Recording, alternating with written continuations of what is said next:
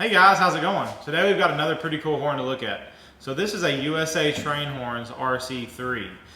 This isn't really a train horn as it's not used on any railroads. This is actually a clone of a Nathan Airchimes K3LA, or any K horn really. USA Train Horns, they have a 3 chime. I think they have up to 6. They have a 1, 2, 3, 4, 5, and a 6 chime horn.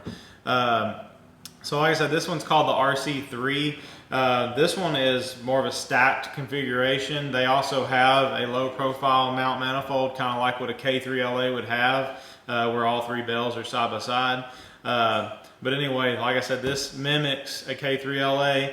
The longest bell here, which would be a number 1 on Nathan Airchimes horns, this is actually a number 5.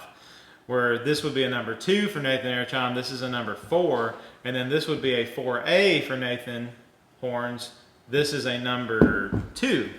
So they've got everything backwards. Now everything on these horns is, pretty much everything about this horn is different than a K horn.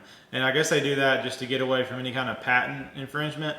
Although this is pretty much a K3, it's not though. So for instance, your back caps. I've got pictures. Here's a picture of the inside of the back cap. They only use 1 diaphragm and then a cushion ring. Cushion ring is kind of a different material than a standard Nathan Airchimes cushion ring. It's a lot more rubbery and soft. Also, the diaphragm looks quite a bit thicker than Nathan Airchimes diaphragms.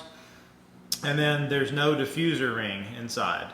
So the air just comes straight out of the port and hits the diaphragm. And that may give it kind of its harsh sound that it has. Also, the bell feet that mount to the manifold, they are spaced different. The bolt pattern is spaced different than Nathan Airchimes.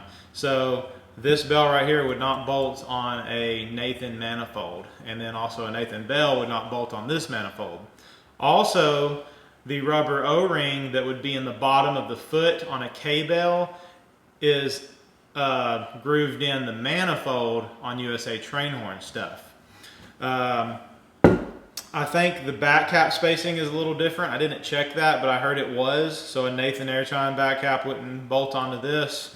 And then also I didn't know this, the spacing on the manifold mount right here, these 4 holes, it's different than Nathan Airchimes pattern. And I almost thought I was gonna have trouble blowing this horn on my truck because it wouldn't bolt up to my puck that I have. So I actually ran with 1 bolt in holding this horn on, and I just cranked it down pretty tight, but it worked fine.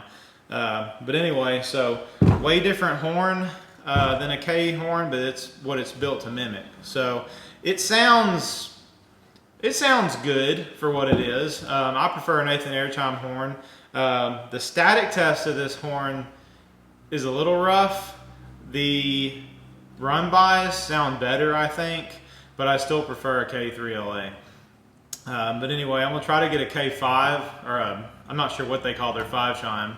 It's like the King 5, or maybe the 6 chime is the King 6. But I'm going to try to get a couple more of these in, because they are interesting. I do like them. They are cast aluminum, and just like your K-bells, and of course these are powder-coated red.